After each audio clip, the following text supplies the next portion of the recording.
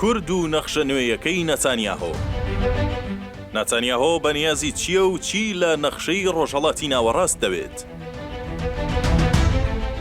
نەتانیاهۆ لە کۆبوونەوەی گشتی نەتەوەیە گرتووەکان وتارێکی پێشکەش کرد و نەخشەیەکی نوێی ڕۆژهەڵاتی ناوەڕاستیشی خستە ڕوو کە بەدەستێکەوە نەخشە کۆنەکە و بەدەستەکەی تریشی نەخشە نوێیەکەی ڕۆژهەڵاتی ناوەڕاستی خستە ڕوو.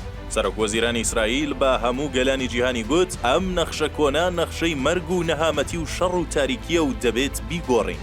گوتیشی بۆ ئەوەی لە نەهامەتی و بەدبەختی قوتارمان بێت و ناوچەیەکی ئاراممان هەبێت دەبێت دەست بۆ کۆی نەخشەی ڕۆژهەڵاتی ناوەڕاست ببین و جارێکی دیکە دای ڕێژینەوە. ناونیشانی گوتارەکەی سەرۆکوەزیرانی ئیسرائیل بریتی بوو لە گوتاری ئاشتی بە جۆرێک کە دەوڵەتە عەرەبیەکان دەبنە بەشێک لە نەخشە نوێ سەوزە تۆخباوەکەی کە لە نەتەوەیە گرتووەکان خستیە ڕوو. هەرچی وڵاتانی ناو نەخشەکەیشە بریتین لەو وڵاتە عەرەبیانەی کە لە ڕێکەوتنی ئاشتیان لەگەڵ ئیسرائیل هەیە، لەوانە میسر، سوودان، ئیمارات، سعودیا، بەحرەین و ئەردەن. هەردووە بە دوای گوتارەکەی نەتانیاهۆ جارێکی دی پرسی نەخشەی ڕۆژهەڵاتی ناوین و بە دیاریکراویش.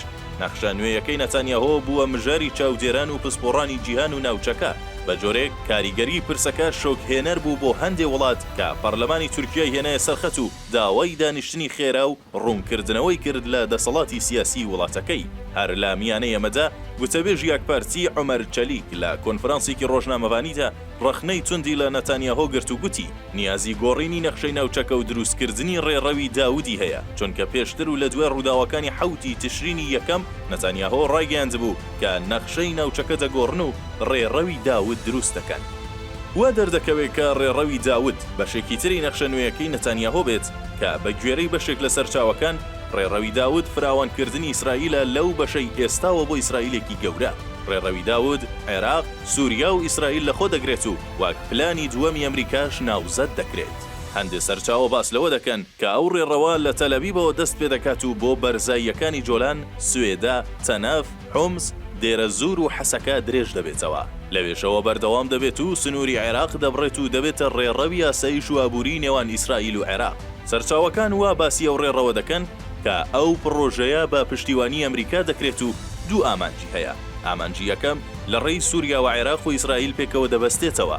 ئامانجی دووەمیشی ئەوەیە کە سنووری کوردستان دەگەیەنێتەوە بە ئاو. زۆرجار باس لەوە دەکرێت کە کورد هیچی بە هیچ نابێت چونکە ئاسان ناگاتەوە بە دەریا. بەڵام لە ڕاستیدا نەخشە هیلالیەکەی کوردستانی گەورە هەم لە ڕۆژهەڵاتەوە دەگاتەوە بە دەریا، هەم لە ڕۆژئاواوە. لە ڕۆژهەڵاتەوە دەچێتەوە سەر خەلیج و لە ڕۆژاوایشەوە دەچێتەوە سەر دەریای ناوەڕاست. بینا لەسەر هەمان ڕێڕەوی داود بەهۆی ئەوەی کە ئێستا ڕۆژاوا هەرێمێکی خوددان ئۆتۆنۆمیە ئەگەرچی دەوڵەتەکەی ئەسەدیش دانی پێدانەناوە، بەڵام وا پێدەچێت لەگەڵ گۆڕانی هاوکێشەی ناوچەکە و خستنە ڕووی نەخشە نوێیەکان جارێکی دی باس و پێگەی کورد دەکرێت لەناو ئەم نەخشە نوێیەدا بێتە گۆڕێ. بۆیە ئەم مژارە نوێیە هەندێک لەو وڵاتانەی قەڵس کردووە کە کوردیان بەسەردا دابەش بووە.